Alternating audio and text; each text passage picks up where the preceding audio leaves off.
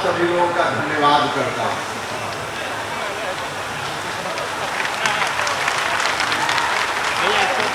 इतनी गर्मी है और इतनी भारी भीड़, आपकी उपस्थिति को देखकर वाकई हम सभी का मन गदगद है।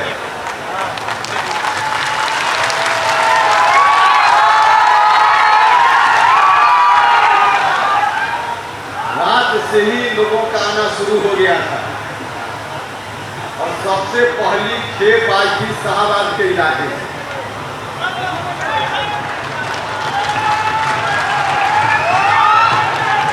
और सबसे अंतिम खेप तो अभी पहुंच ही नहीं पाएगी, तो अलग अलग जगह पे लोग खड़े हैं। तो इतनी अच्छी उपस्थिति, आज जगदेव बाबू को याद करने का दिन है। हम उनके चरणों में श्रद्धा सुमन अर्पित करते हैं। आज शिक्षक दिवस भी है। डॉक्टर सर्वपल्ली राधाकृष्णन साहब के चरणों में सर झुकाते हैं और हजरत मोहम्मद साहब का भी जन्मदिन है, हम उनको भी याद करते हैं, उनका भी स्मरण करते हैं। इस संदर्भ में हम और चर्चा करेंगे। जिस विषय के लिए आपको बुलाया गया है उस पर भी चर्चा करेंगे, लेकिन उसके पहले जो कुछ करंट इशू है, चर्चा है, उस पर थोड़ी बात करेंगे। मीडिया के बंधु लगातार पूछ रहे थे कि आपका जो कार्यक्रम है, आज के पहले पूछ रहे थे लगातार कि आपका जो कार्यक्रम है शक्ति प्रदर्शन के लिए कार्यक्रम है क्या? भैया, उपेंद्र कुशवाहा को शक्ति प्रदर्शन करने की जरूरत नहीं है।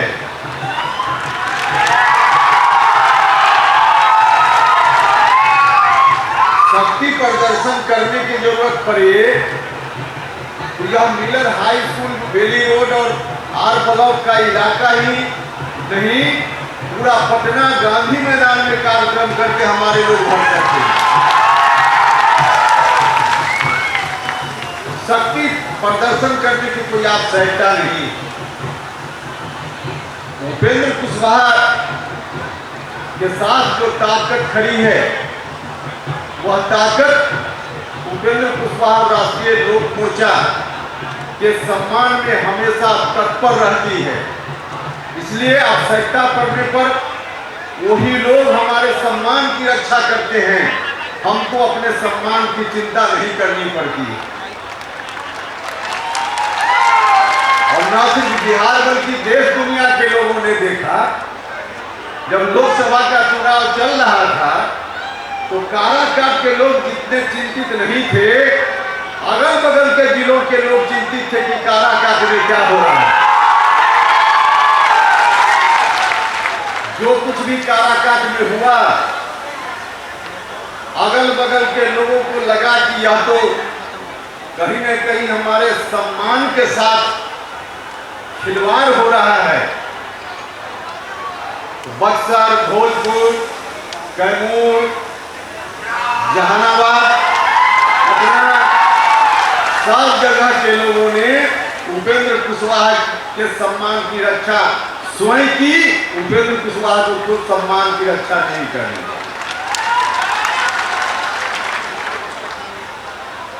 हम इस काम के लिए राजनीतिक प्रदर्शन नहीं करते हैं और न अभी आज के दिन में आप सब लोगों को इस बात के लिए हमने बुलाने का काम किया है। हम मुद्दों की राजनीति करते हैं, हमेशा हमने मुद्दों की राजनीति की है। अभी जिस मुद्दा की चर्चा हम यहाँ कर रहे हैं, करने वाले हैं, इस मुद्दा का संबंध बिहार विधानसभा चुनाव से बिल्कुल नहीं है। इस मुद्दा का संबंध राष्ट्रीय स्तर पर है। बिहार के साथ 50 साल से जो अन्याय हो रहा है, उस अन्याय के खिलाफ हम खड़ा होना चाहते। इसका बिहार विधानसभा चुनाव के साथ कोई संबंध नहीं। हमारा यह कार्यक्रम चुनाव को ध्यान में रखकर नहीं है। संवैधानिक अधिकार परिसीमन सुधार, हम इसकी बात पिछले 3-4 महीनों से कर रहे हैं। हमारी पार्टी ने तय किया कि इस बात को लेकर हम बिहार भर में अभियान चलाएंगे। पार्टी ने तय किया कि बिहार के अलग अलग हिस्सों में हम रैली करेंगे। पहली रैली हमने शाहबाद के इलाके में विक्रमगंज में की, दूसरी रैली हमारी मुजफ्फरपुर में हुई, तीसरी रैली मगध की धरती पर गया जी में हुई और चौथी रैली अभी पटना के मिलर हाई स्कूल के मैदान में हो रही है। चुनाव अब सामने है, अब आगे का काम चुनाव का काम है, उसमें हमारे साथी लगेंगे, आप सब लोगों को लगना है। लेकिन जिस मुद्दा को लेकर हम चले हैं, इस मुद्दा से संबंधित अभियान का समापन आज नहीं है। हम चुनाव तक के लिए इसको स्थगित करेंगे। बिहार विधानसभा चुनाव के बाद परिसीमन सुधार का विषय हमारा फिर आगे जारी रहेगा, अभियान हमारा आगे जारी रहेगा। तो हम मुद्दों की बात हमेशा करते हैं, हम चुनाव को ध्यान में रखकर सिर्फ कार्यक्रम नहीं बनाते। इस विषय पर भी हम बात करेंगे। लेकिन आज इतना अच्छा संयोग है, 5 सितंबर मीडिया के कई साथियों ने मुझसे यह भी सवाल किया कि 5 सितंबर के दिन का ही आपने क्यों चुनाव किया। बहुत सोच समझकर हमने चुनाव किया है इस दिन का।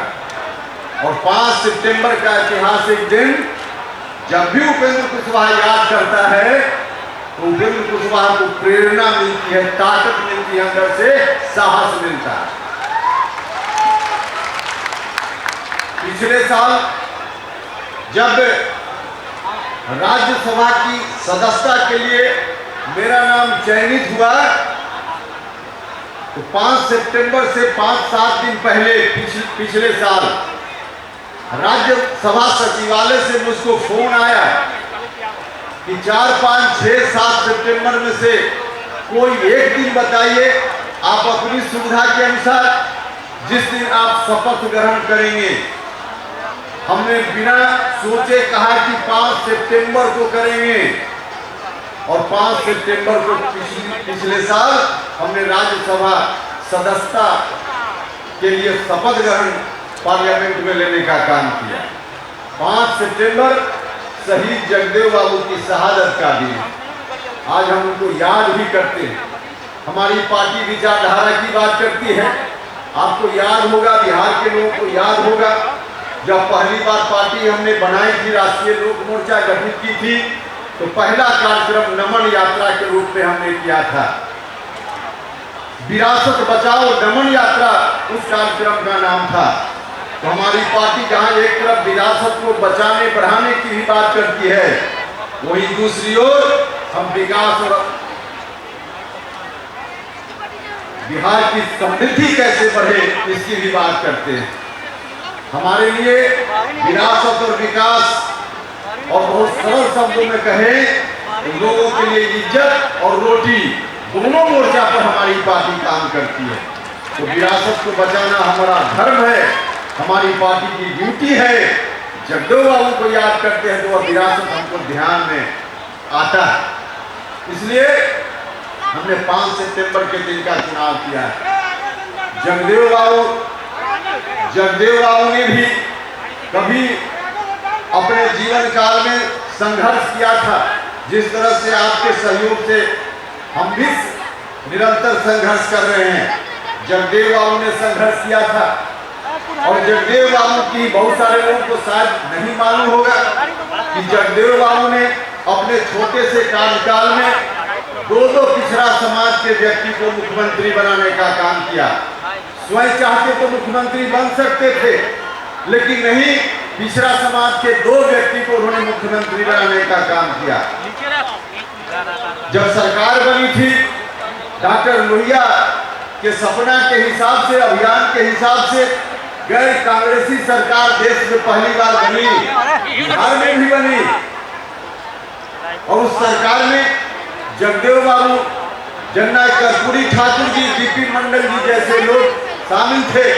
महामाया बाबू के नेतृत्व में सरकार बनी थी, लेकिन महसूस किया जगदेव बाबू ने कि उस सरकार की कथनी और करनी में अंतर है, तो उन्होंने वहां से इस्तीफा किया, वहां से हट गए। और हटने के बाद जो विधायक दल था उस वक्त, उसमें ब्रेक हुआ, अलग से एक ग्रुप बना और उस ग्रुप के नेता के रूप में जगदेव बाबू स्वर्गीय बीपी मंडल साहब को बिहार का मुख्यमंत्री बनाना चाहते थे। बीपी मंडल साहब को बिहार का मुख्यमंत्री बनाना चाहते थे, लेकिन संवैधानिक अड़चन था उनके मुख्यमंत्री बनने में। लगातार 6 महीना तक कोई व्यक्ति बिना सदन में रहे हुए मुख्यमंत्री या मंत्री पद पर रह सकता है। तो 6 महीना का कार्यकाल उस समय की सरकार ने बीपी मंडल साहब ने पूरा कर लिया था। उस वक्त किसी सदन के सदस्य नहीं थे, तो गवर्नर साहब ने, तत्कालीन राज्यपाल ने कहा कि हम इनको शपथ दिलाने में हमको दिक्कत है, हम शपथ नहीं दिला पाएंगे क्योंकि किसी सदन के सदस्य नहीं है फिलहाल, और 6 महीना तक मंत्री रह चुके हैं। तब जगदेव बाबू ने बीच का रास्ता निकाला और सही सतीश प्रसाद सिंह, जिनको 2 दिन 3 दिन के लिए मुख्यमंत्री बनने का सौभाग्य प्राप्त हुआ, उनके नेतृत्व में तब सरकार बनी। जगदेव बाबू ने सतीश बाबू को मुख्यमंत्री बनाया, 2-3 दिन के लिए मुख्यमंत्री बने। अब बहुत लोग वही 2-3 दिन देखकर अपना सीना चौड़ा करते हैं कि हमारा भी इतिहास में नाम हो गया, बिहार के मुख्यमंत्री बन गए। अरे भैया, आपका तो स्वर्ण काल रहा है।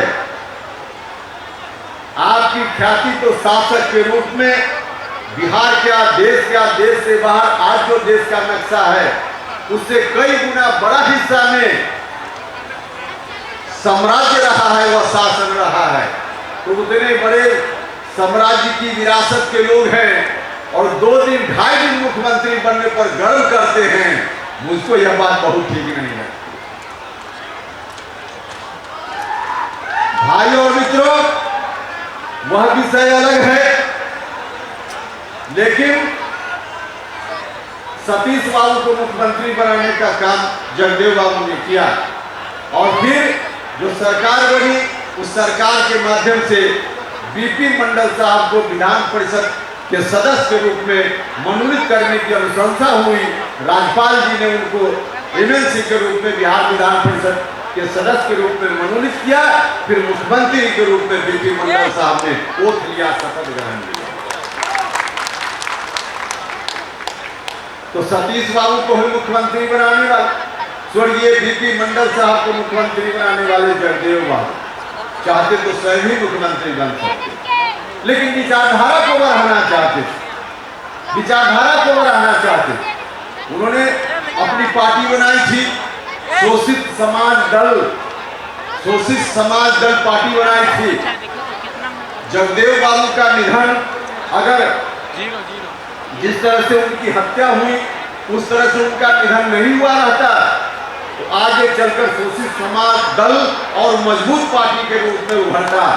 लेकिन जो कुछ भी हुआ, प्रकृति को यह बात मंजूर नहीं थी, उनकी हत्या हो गई और शोषित समाज दल का रास्ता वही का वही रुक गया, क्योंकि उस वक्त तक शोषित समाज दल में जगदेव बाबू के बाद कौन उत्तराधिकारी हो यह बात तय नहीं हुई थी। कौन व्यक्ति उनके बाद उस पार्टी को उस विचारधारा के साथ चला पाए यह तय करने का उनको मौका नहीं मिला, क्योंकि अचानक से चले गए हमारे बीच से, उनकी हत्या हो गई। अगर उनकी मृत्यु अकाल उस तरह से नहीं हुई होती, सामान्य मृत्यु से अगर उनकी मौत होती बाद के दिनों में, तो मेरा पक्का भरोसा है कि जिस तरह की सोच के थे जगदेव बाबू, निश्चित रूप से 5-10 साल में कोई ना कोई ऐसा व्यक्ति को, उस विचारधारा से लैस व्यक्ति को अपने बाद के लिए उत्तराधिकारी के रूप में प्रस्तुत जरूर कर दिए होते। लेकिन नहीं कर पाए, अचानक चले गए। विडंबना, जिसके चलते शोषित समाज दल समाप्त हो गया। शोषित समाज दल अगर जगदेव बाबू कुछ दिन और रहते, अपने उत्तराधिकारी का चयन करके और सामान्य मृत्यु से उनकी मौत हुई रहती, तो शोषित समाज दल विचारधारा के आधार पर आज भी बिहार में सबसे मजबूत पार्टी के रूप में रहता, आज भी मजबूत पार्टी के रूप में रहता। आज जो इस विचारधारा के इर्द चलने वाली पार्टी है, सबसे मजबूत पार्टी, फिर बाकी पार्टी की जरूरत ही नहीं पड़ती। राष्ट्रीय लोक मोर्चा बनाने की जरूरत उपेंद्र कुशवाहा को नहीं पड़ती। हाँ, बाद में चलकर उसी पार्टी के नेता लालू यादव हो सकते थे, उसी पार्टी के नेता नीतीश कुमार हो सकते थे, लेकिन पार्टी वही रहती। लेकिन अचानक चले गए, अपना उत्तराधिकारी बनाने का वक्त ही उनके पास नहीं था। तो भाइयों और मित्रों, इसलिए हम बार बार बोलते हैं, कई लोगों को यह बात अटपटी लगती है। मैं आज भी इस मन से कह रहा हूं, मेरे पीछे बाउंड्री वाल के पीछे पार्टी कार्यालय में बैठे हुए लोग सुन रहे हों, मैं कहना चाहता हूं, उत्तराधिकारी उसी विरासत का होना चाहिए जिस पार्टी को कोई भी आगे बढ़ाना चाहे।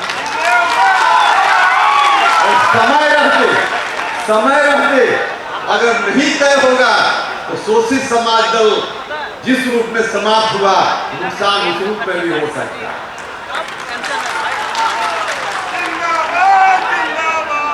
तो जगदेव बाबू का इतना बड़ा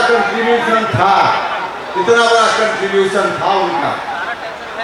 संयोग ऐसा है कि आज शिक्षक दिवस भी है।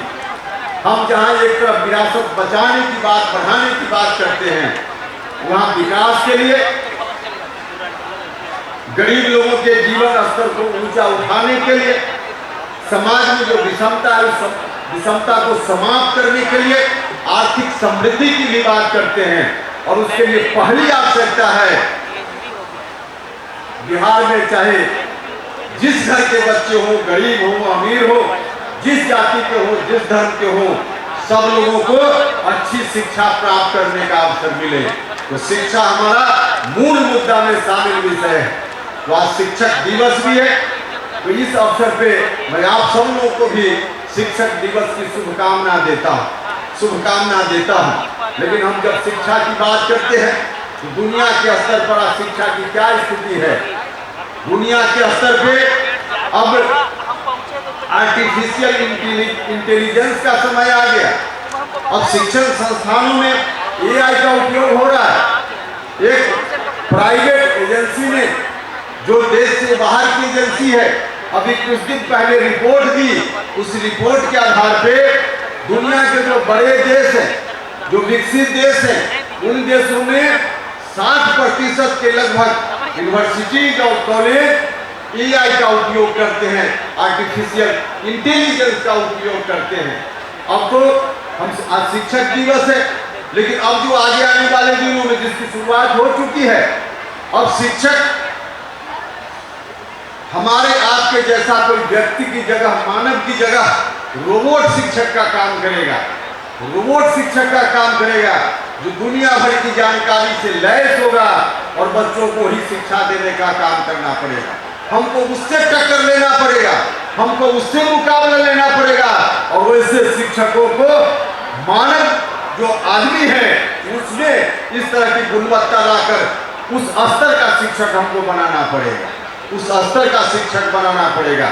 तब जाकर दुनिया के मुकाबले हम अपने बच्चों को खड़ा कर पाएंगे। हम अपने बच्चों को अगर दुनिया के मुकाबले ले जाना चाहते हैं, उस मुकाबले हमको खड़ा करना पड़ेगा। और जब इस मुकाबले खड़ा करना पड़ेगा, हम भारत सरकार में मंत्री थे, सिर्फ बिहार में ही, बिहार से बाहर भी कई राज्यों में जाते थे। स्कूल में स्कूली शिक्षा मैं उस पर देख रहा था।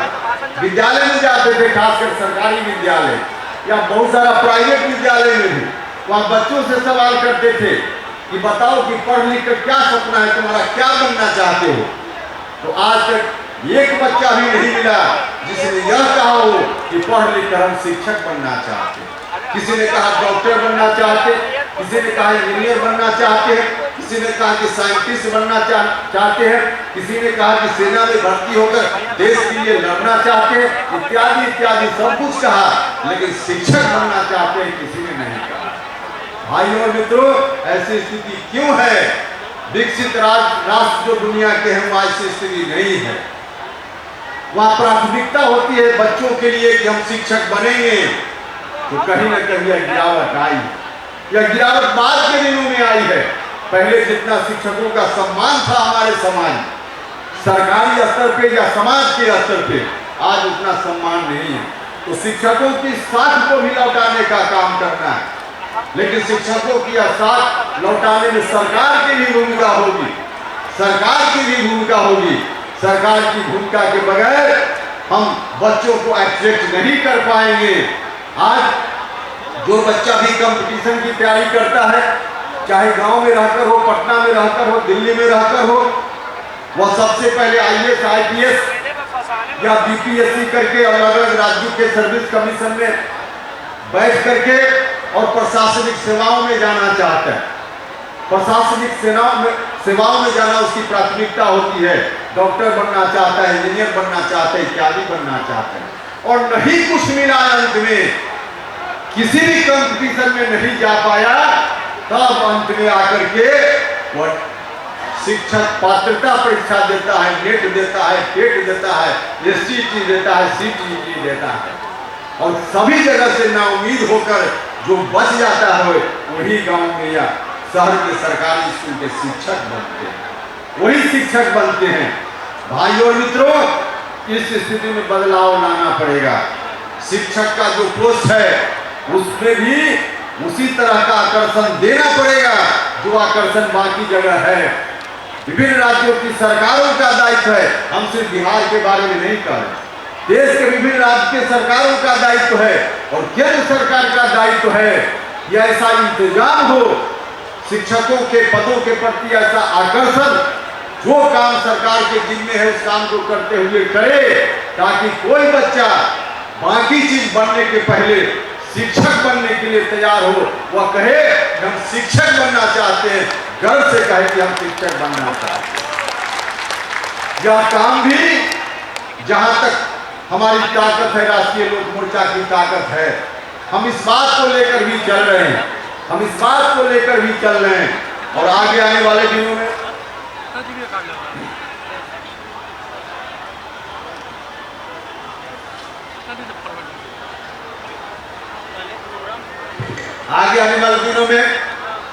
सत्ता में भी जितनी ताकत हमको मिल पाएगी, उस ताकत का पूरा इस्तेमाल बिहार के गरीब बच्चों के लिए अच्छी से अच्छी शिक्षा कैसे हो, शिक्षकों का सम्मान कैसे लौटे, इस काम में हम लगाने का काम करें। यह अभियान हम आज से हमने नहीं शुरू किया। हम कभी सत्ता से बाहर होते हैं, रोड पर होते हैं, तब भी हमारा मुद्दा वही रहता है। हम सत्ता में जाते हैं तब भी हमारा मुद्दा वही रहता है। और यह हम बात बोलकर नहीं, हमने करके दिखाया है, आपके सहयोग से किया है। जब हम भारत सरकार में मंत्री थे तब बिहार में हम शिक्षा में गुणवत्ता कैसे आए, इस बात का अभियान चला रहे थे। और हमको आज बेहद खुशी है कि जो मुद्दा शिक्षा के संदर्भ में हम इस समय ला रहे थे, जो डिमांड राज्य की सरकार से कर रहे थे, 25 सूत्री मांग पत्र हमारा था, ऊपर से 1, 2, 3, 4 उन तमाम मांगों को आज बिहार की राज्य की सरकार ने धीरे धीरे लागू करना शुरू कर दिया है, मानना शुरू कर दिया है। तो इस बात के लिए हम बिहार के माननीय मुख्यमंत्री श्री नीतीश कुमार जी का बहुत धन्यवाद भी करना चाहते हैं। अनेक निर्णय राज्य की सरकार ने लिया है शिक्षा के संदर्भ में, हर दिन निर्णय हो रहा है। हमने हाल में जो वाल्मीकि नगर में अपनी पार्टी का कार्यक्रम किया था, उसमें भी और कुछ डिमांड हमने जोड़ने का काम किया।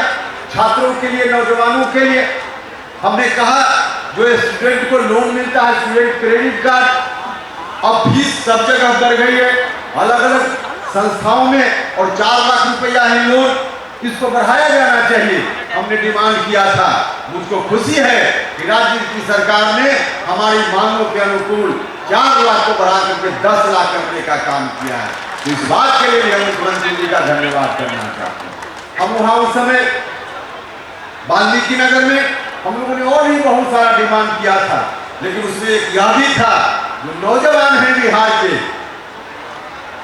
उनको उनका हक अधिक से अधिक मिले, कोई दूसरा राज्य का नौजवान छात्र आकर उनकी हकमारी न करे, इसके लिए डोमिसाइल नीति राज्य की सरकार को लाने का काम करना चाहिए। हमने वाल्मीकि नगर से यह बात कही थी।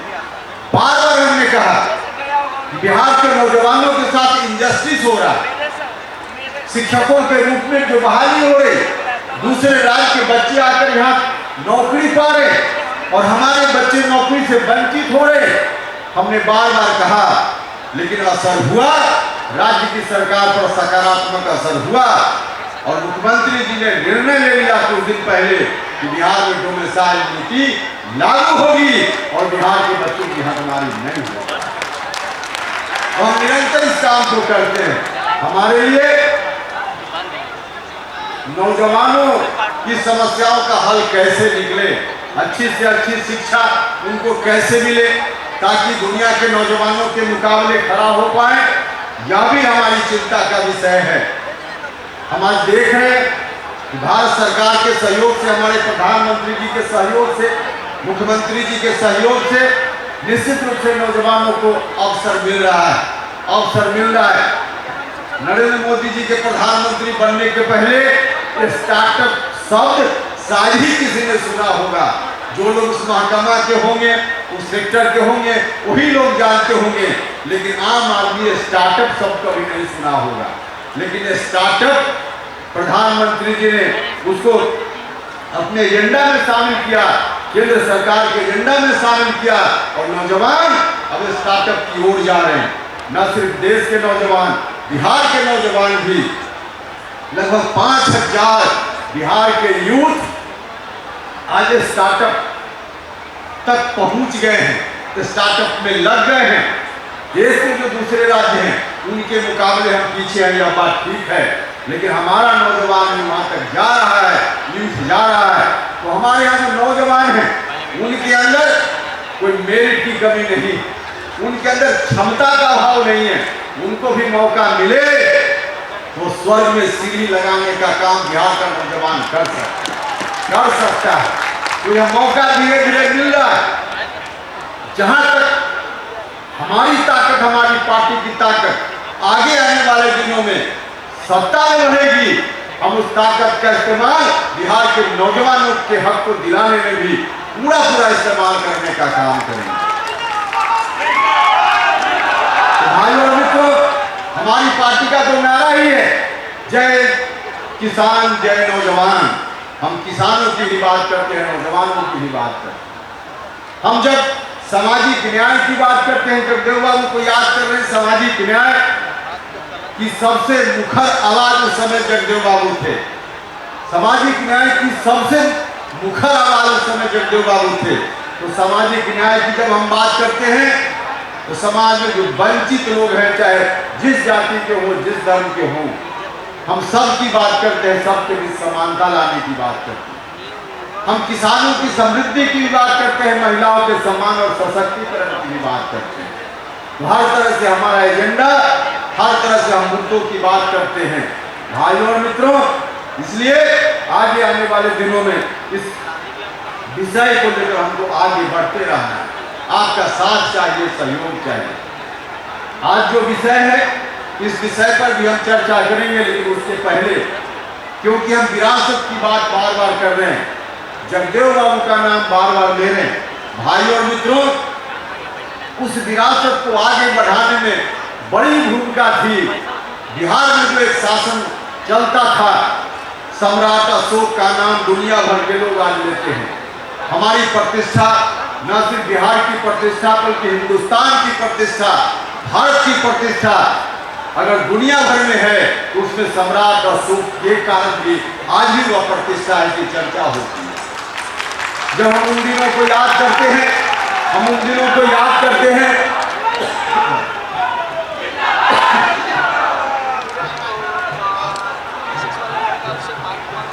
जब हम उन दिनों की याद करते हैं तो वह शासन कहां से चलता था,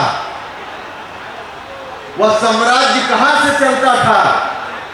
उस साम्राज्य की सीमा अफगानिस्तान, बांग्लादेश, बर्मा कहां तक सीमा थी, अफगानिस्तान कहां तक थी, लेकिन चलता कहां से था? इसी पटना की धरती से, जो उसको उस समय हम लोग पाटलिपुत्र की धरती कहते थे, यही से वह साम्राज्य चलता था।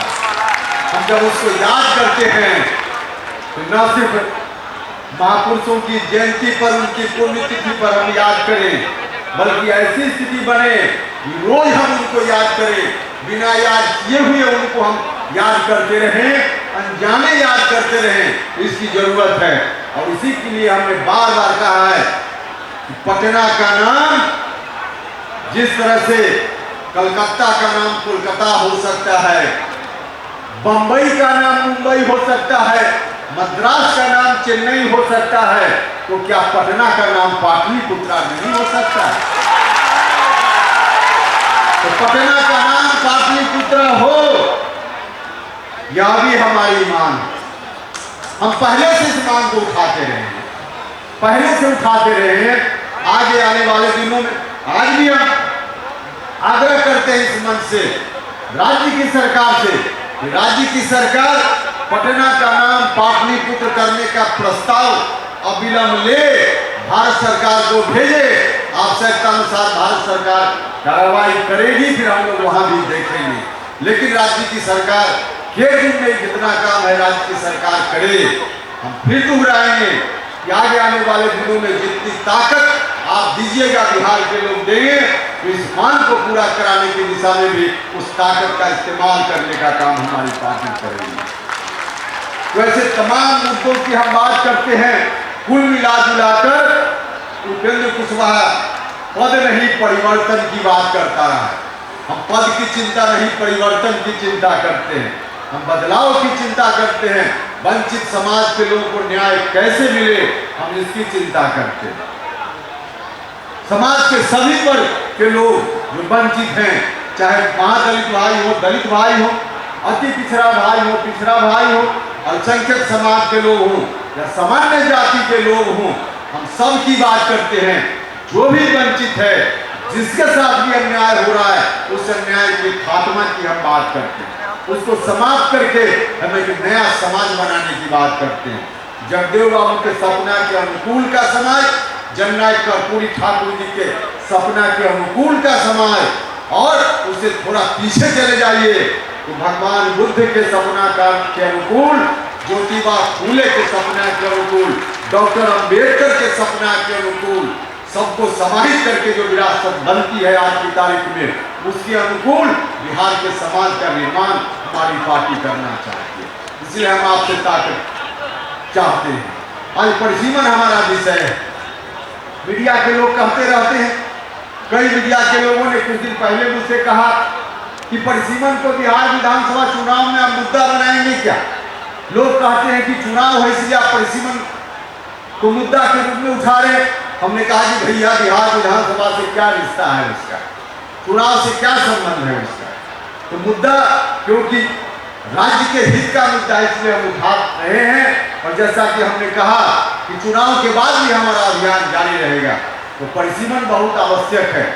संविधान ने जो हमको अधिकार दिया था, डॉक्टर अंबेडकर साहब के नेतृत्व में जो गठित टीम थी, उस टीम ने जो अधिकार दिया था, उस अधिकार को से हमको वंचित करने का प्रयास किया गया है पिछले 50 वर्षों से, और उसका खामियाजा बिहार भुगत रहा है।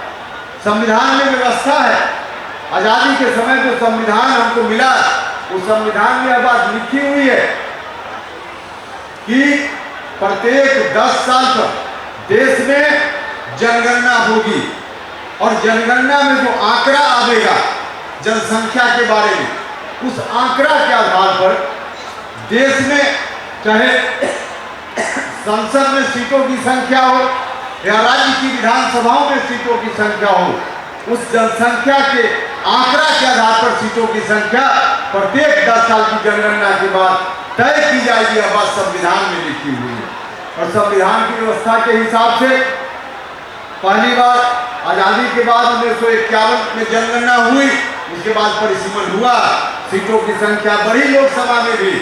61 में जनगणना, उसके आंकड़ा के आधार पर फिर परिसीमन हुआ, संख्या बढ़ी।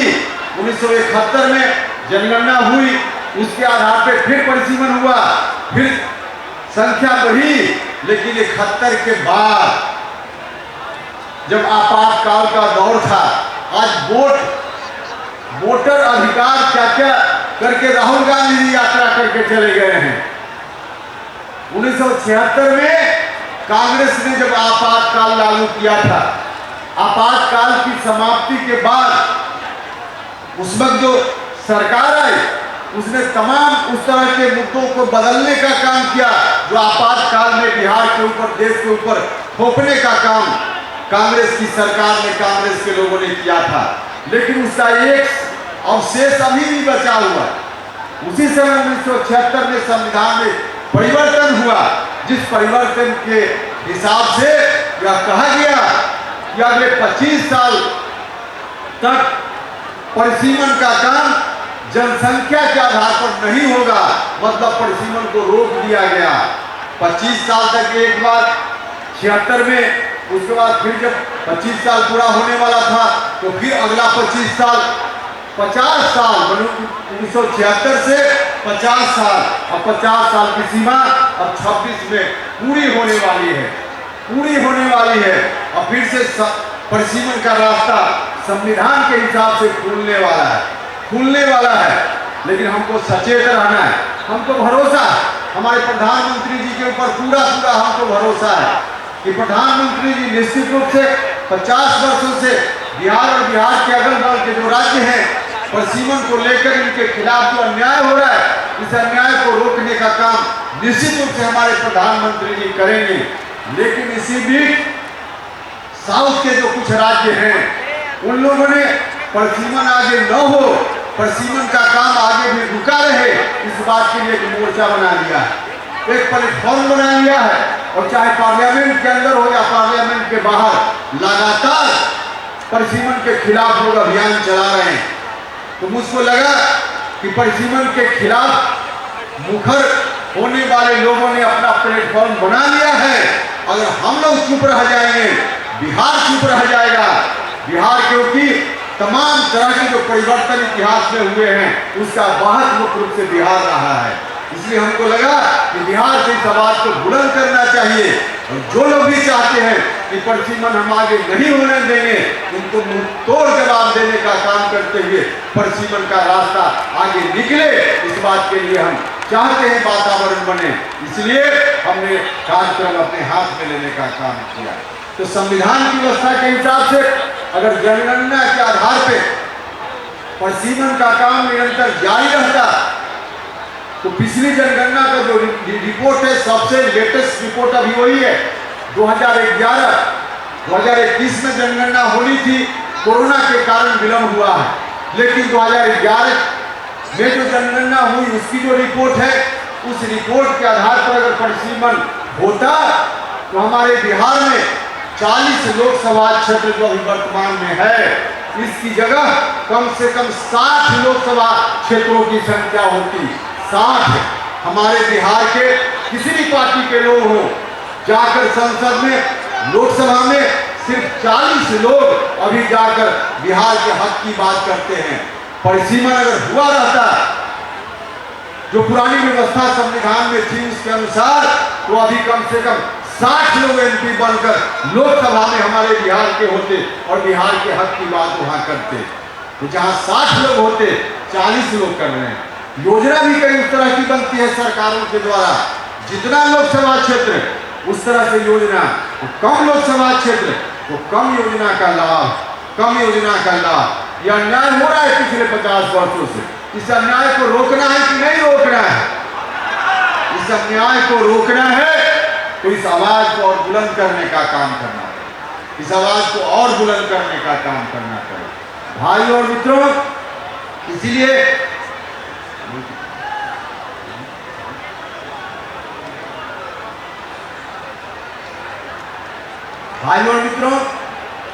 परिसीमन को लेकर कई तरह की भ्रांति भी फैलाने की कोशिश हो रही। जो लोग इसके विरोध में हैं, आप लोग जरा गौर से सुनिए। जो लोग विरोध में हैं उनका तर्क क्या है? उनका तर्क है कि बिहार, उत्तर प्रदेश इत्यादि राज्यों ने जनसंख्या वृद्धि को रोकने का काम नहीं किया और हमने सरकार की जो योजना है उस योजना के अनुसार फैमिली प्लानिंग अपने परिवार में किया और बर्थ कंट्रोल को हमने किया, जनसंख्या वृद्धि को रोकने का काम किया, जिसके कारण उनका कहना है कि हमारी आबादी कम हो गई। हमने सरकार के निर्देशों का पालन किया, इसलिए हमारी आबादी कम हो गई और बिहार जैसे राज्यों ने उनका पालन नहीं किया, इसलिए उनकी आबादी बढ़ गई। अब तर्क उनका है कि हमने अनुपालन किया, हम अनुशासित रहे तो इसकी सजा हमको मिल जाएगी कि हमारी संख्या कम हो जाएगी परिसीमन अगर हुआ तो, और जिन्होंने नहीं पालन किया उनकी संख्या बढ़ जाएगी। जिन्होंने किया उनको उनका नुकसान हो जाएगा और जिन्होंने नहीं पालन किया उनको प्रोत्साहन मिल जाएगा। यह उनका तर्क है। लेकिन मैं आपको बताना चाहता हूं, उनका तर्क सत्य से बिल्कुल परे है। कई लोग आपको भी मिलेंगे और इसी तरह का तर्क जो वहां के लोग तर्क देते हैं, आपको भी कहेंगे कि आपके नेता परिसीमन की बात करते हैं, लेकिन साउथ के राज्यों ने जनसंख्या रोकी, उसका नुकसान होगा और यहाँ के लोगों ने बेतहाशा जनसंख्या बढ़ाई, इसका लाभ लीजिएगा। ये कहाँ का न्याय है? लोग कहेंगे। यह जो उनका तर्क है, जरा ठीक से समझिए, उनका तर्क बिल्कुल बेबुनियादी तर्क है।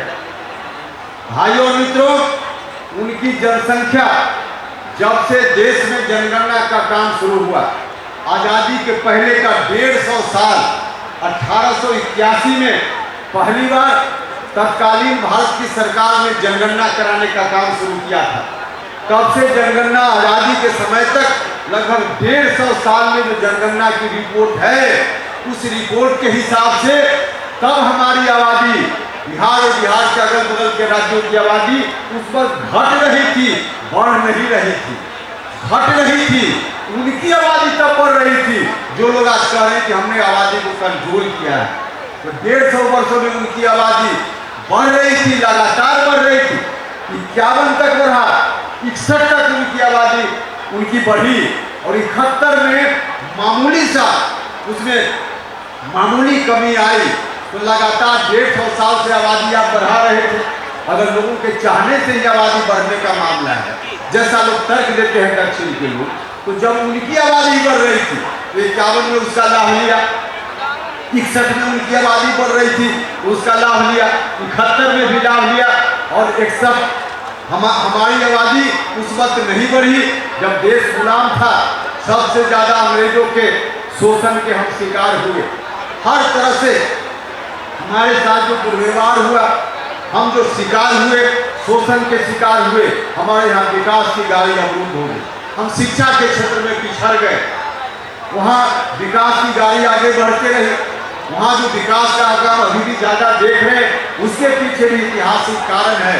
उनका विकास ज्यादा हुआ, उनका शिक्षा का प्रसार ज्यादा हुआ, ऐतिहासिक कारण से हमारे यहाँ इसका अभाव रहा। तो उनकी आबादी जब बढ़ रही थी तब तो 61 में तो परिसीमन रोकने की बात उन्होंने नहीं की। उनको जब लाभ मिल रहा था तो परिसीमन उनके लिए ठीक था।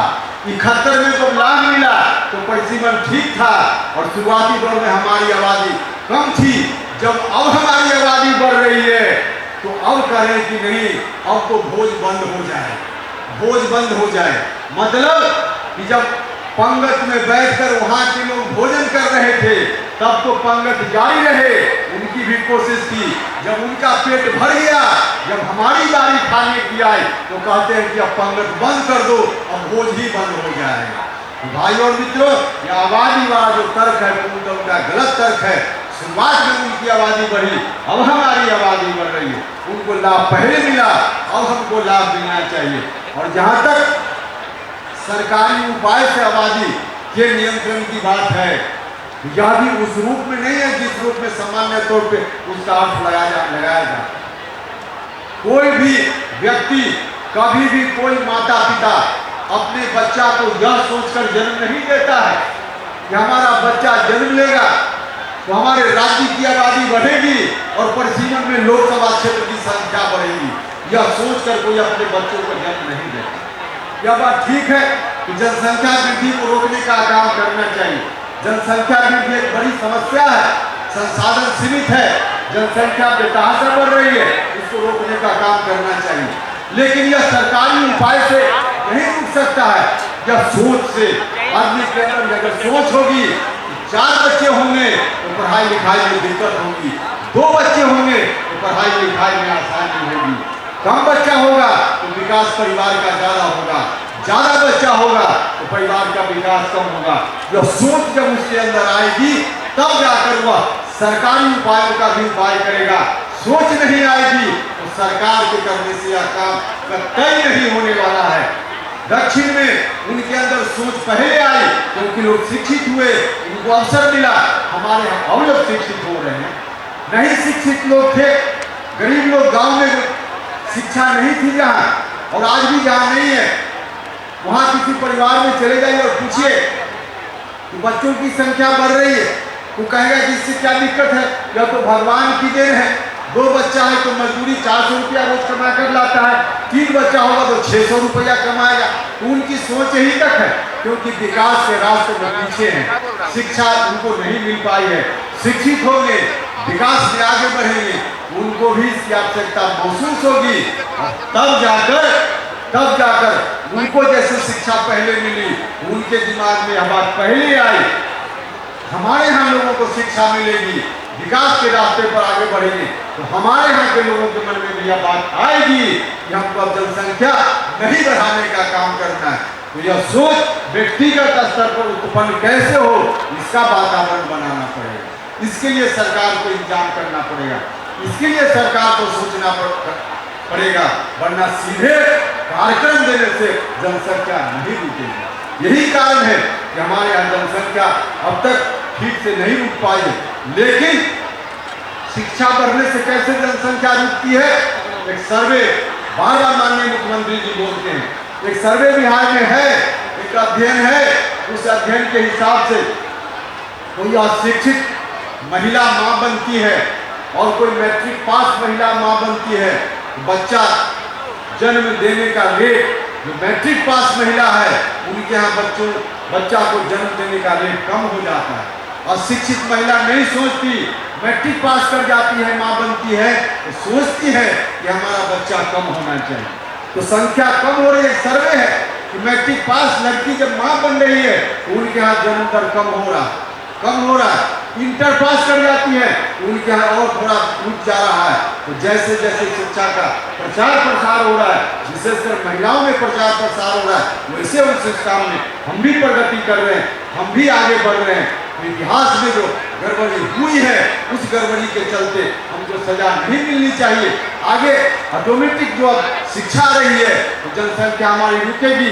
उस समय जो भी परिसीमन के चलते जो कुछ भी जिस राज्य को मिलेगा ठीक है, लेकिन आज परिसीमन हो इसकी जरूरत है, नहीं हो रहा है, यह अन्याय है। इस अन्याय के खिलाफ इसीलिए हमने अभियान छेड़ने का काम किया।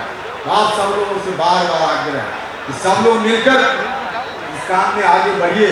हम फिर दोहराएंगे कि हमको पूरा भरोसा है कि परिसीमन का काम अगले साल जनगणना होने वाली है, उसके आधार पर भारत की सरकार निश्चित रूप से करेगी।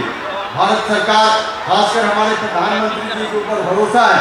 भरोसा इसलिए भी है, एक उदाहरण आप सब लोगों के सामने, कई लोग थे तो कभी नहीं कल्पना भी नहीं करते थे, जब जातीय जनगणना की बात होती थी तो कोई कल्पना भी नहीं, अधिकांश लोग कल्पना नहीं करते थे अपने राज्य में और बाकी जगह भी कि बीजेपी की सरकार, बीजेपी के प्रधानमंत्री और जातीय जनगणना कराने का निर्णय केंद्र की सरकार प्रधानमंत्री लेंगे। बहुत लोगों को लगता है कि ना, यह काम हो ही नहीं सकता, भारतीय जनता पार्टी यह काम कर ही नहीं सकती है। अरे भारतीय जनता पार्टी वह भारतीय जनता पार्टी है जिसके नेता नरेंद्र मोदी जी हैं और नरेंद्र मोदी जी हैं तो किसी को चिंता करने की जरूरत नहीं, चिंता करने की जरूरत नहीं।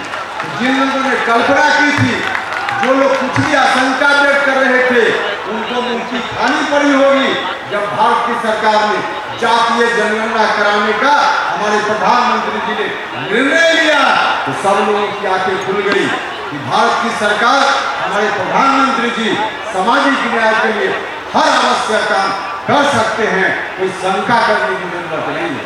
इसलिए हमारे जैसे लोगों का भरोसा उनके ऊपर है और इसी भरोसा के कारण हम आपको विश्वास दिलाते हैं कि परिसीमन का काम भी केंद्र सरकार सकारात्मक ढंग से अपने हाथ में लेगी और यह काम भी आगे होगा। लेकिन हमको अपना अभियान जारी रखना पड़ेगा। फिलहाल विधानसभा का चुनाव होना है, विधानसभा का चुनाव होना है। कई लोगों के मन में इस विधानसभा चुनाव को लेकर भी सवाल रहता है। भाई और मित्रों, एनडीए के पक्ष में वातावरण है। आप सब लोगों से भी आग्रह, एनडीए के पक्ष में वातावरण को है तो और तेज करिए और मजबूती दीजिए। भारत की सरकार, राज्य की सरकार मिलकर जो काम कर रही है, बिहार के सामने ऐसा सुनहरा मौका, शायद अगर चुप गए तो कभी ऐसा मौका नहीं आएगा, कभी ऐसा मौका नहीं आएगा। हमारे प्रधानमंत्री जी ने बार बार कहा कि भारत को विकसित राष्ट्र बनाना है और भारत विकसित राष्ट्र तभी बनेगा जब बिहार विकसित राज्य बनेगा, बिहार विकसित राज्य बनेगा। तो बिहार के विकास की दिशा में दोनों सरकार मजबूती से काम कर रही है। बिहार के माननीय मुख्यमंत्री जी ने निरंतर काम किया है, हर तरह से काम किया है, बताने की जरूरत नहीं। अभी हाल के दिनों में जो कुछ निर्णय हुए हैं, उन निर्णयों के कारण तो विपक्षी पहले ही से चारों खाने चित हो गया है, चारों खाने चित हो गया है। पेंशन की राशि को बढ़ाने का काम करना, बिजली फ्री करने का काम करना, मानदेय, कई समूह का मानदेय बढ़ाने का काम करना, यह सब काम और बाकी भी सड़क बनाना हो, बिजली का काम हो, निरंतर माननीय मुख्यमंत्री जी हर तरह से कर रहे हैं। इसलिए दोनों सरकार मिलकर अच्छा काम कर रही है। तो हम अभी तक जितने काम हुए हैं, हो रहे हैं, उसके लिए मुख्यमंत्री जी का भी हृदय से, इस मंच से अपनी पार्टी की ओर से धन्यवाद करते हैं और आदरणीय प्रधानमंत्री जी का भी धन्यवाद करते हैं और आपसे अपनी आग्रह करते हैं कि आप सब लोग जाइए और एनडीए के पक्ष में माहौल बनाइए, वातावरण बनाइए, ताकि जो लक्ष्य हमारा है फिर से एनडीए की सरकार बने, एनडीए की सरकार नीतीश कुमार जी के नेतृत्व में बनाने में हम लोग कामयाबी मिले। विपक्ष के लोगों के पास कोई मुद्दा नहीं है, इसलिए अनर्गल बातों को लेकर आपके बीच आए। अभी एसआईआर का मुद्दा लाया, कोई मुद्दा ही नहीं है। एसआईआर का मुद्दा, जीरो से राहुल गांधी जी की यात्रा की शुरुआत हुई थी और जीरो पर जाकर उनकी यात्रा समाप्त हो गई है, कोई मतलब नहीं है। एसआईआर के नाम पर बिहार की जनता को बरगलाने चले थे, लेकिन बिहार की जनता नहीं बरगलाने वाली है। और आरजेडी का तो कहना ही क्या, आरजेडी का कहना ही क्या, इनको तो न कोई विकास से लेना देना है और नहीं और कोई बात से लेना देना है, तो कुछ भी अनर्गलवाद और कभी कभी वहाँ पे जाके बनाएंगे गंगा गाड़ी में जाएंगे करने से आपका मुख्यमंत्री बन रहा है। सबसे बड़ा डांसर भारत का प्रधानमंत्री है, सबसे बड़ा डांसर भारत का प्रधानमंत्री। अरे भाई, आप अपनी छवि दीजिए, ठीक रखिए, क्या लखुआ की तरह डांस करते हैं, डांस करने की कोई जगह हो उस तरह से कीजिए, एंजॉय कीजिए, सहयोग नहीं, नाचना कोई बुरी चीज नहीं, नाचना बुरी चीज नहीं, लेकिन जिस तरह से लखुआ की तरह प्रदर्शन कर रहे हैं तो आपकी उसकी छवि नहीं गलत जा रही है। आप उम्र में छोटे हो इसलिए सजेशन नहीं दे रहे, सभी को बना के रखो, बचा के रखो। अभी तो कहीं से कोई दाल नहीं गलने वाली है। नीतीश कुमार जी मुख्यमंत्री है, रहेंगे तो किसी की कोई दाल नहीं गलने वाली है। विपक्ष लाख छटपटा ले, कुछ नहीं होने वाला है। लेकिन उन लोगों का काम ही यही है, कुछ अनर्गल बात बोलेंगे और बिहार की जनता को बरगलाने का प्रयास करेंगे। भाई और मित्रों, आपसे आग्रह है कि बिहार की जनता के बीच में आप सब लोग रहते हैं, तो बरगलाने वालों से सचेत कर लीजिए, उसको समेट लीजिए। दुनिया की कोई ताकत एनडीए को शिकस्त देने का काम नहीं कर सकती है, नहीं कर सकती है। हम तो यह कहते हैं, जो रिजल्ट हुआ लोकसभा में उससे कई गुना बेहतर रिजल्ट विधानसभा में होगा। और लोकसभा में भी रिजल्ट हुआ, ठीक हमारे साथी बोल रहे थे, जहां कहीं भी एनडीए हारा, विपक्ष के चलते नहीं हारा। एनडीए जहां भी हारा, विपक्ष के चलते नहीं हारा। हमारी टीम में ही कुछ लोग थे जो अपने ही तरफ गोल करने में लग गए, इसके चलते हमारी टीम है। अब सेल्फ गोल कीजिएगा तो एनडीए तो हारेगा, तो सेल्फ गोल करने वालों से सावधान। हम उनको कहना चाहते हैं, भैया मुख्यमंत्री बनने के लिए जब सरकार बनेगी, अभी तो नीतीश जी मुख्यमंत्री हैं, तो उस दौर में होकर अपने को कुछ रूप में सोच करके क्या जरूरत, सरकार बनाएंगे। सिर्फ अपने टीम के लिए गोल मत कीजिए, अपने टीम के तरफ ही गेंद को मत भेजिए, मजबूती से काम कीजिए। एनडीए अगर पूरी मजबूती के साथ जो वोट का बिखराव हुआ पिछले चुनाव में, उस बिखराव को यदि रोक ले, एनडीए अपना वोट को एक साथ कर ले, अगर कर लिया होता लोकसभा चुनाव में भी, तो कोई सीट लोकसभा चुनाव में भी हम लोग नहीं आते। विधानसभा चुनाव के लिए और कोई बात नहीं, सिर्फ इसी स्ट्रेटजी को अपनाना है और हम लोग अपनाएंगे। आपको भी भरोसा दिलाना चाहते हैं, आपको चिंता करने की जरूरत नहीं है।